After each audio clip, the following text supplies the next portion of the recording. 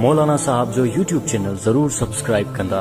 त 12 इमाम जा नाला कहिड़ा आहिनि? मां चवंदो इहो सुवाल जो जवाबु मुंहिंजो 5 साल ऐं 6 साल जो पुटु मुहम्मद ॾेई वेंदो।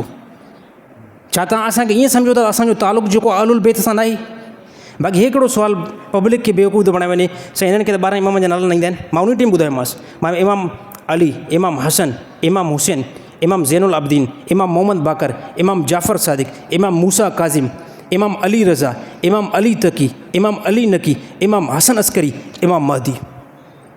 मैं 12 सुवाल था कयो हे, मां पब्लिक खे बेवकूफ़ कयो था। पंहिंजे ज़ाकिरनि खां पुछा कयो तव्हांजी ज़ाकिर, बल्कि ज़ाकिर जे कंहिं पीउ खे बि ख़बर न हूंदी।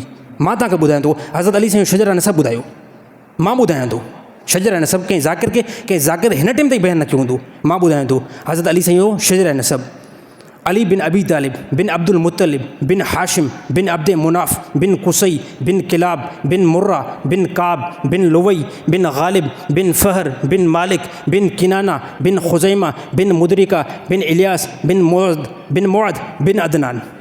कंहिं ज़ाकिर इहो बयानु न कयो हूंदो। छाजे करे निस्बत हिकु आहे, घर हिकु आहे।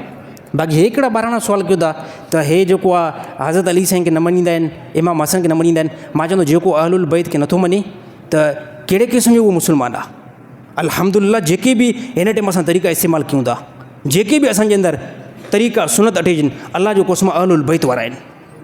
जेको मथे ते पगड़ी पाइणु, तव्हां खां पुछा कंदो छा इमाम हुसैन कॾहिं बि सरहद मुबारक ते पगड़ी न पाती?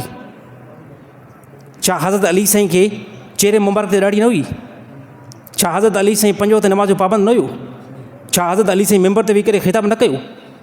हे जेके बि तरीक़ा आहिनि अल्हम्दुलिल्लाह असां उनखे फॉलो कंदा। बाक़ी पब्लिक खे कहिड़ो बेवकूफ़ था बणाए वञो त हे जेको इमामनि खे नथा मञनि, हे अहलुल बैत खे नथा मञनि।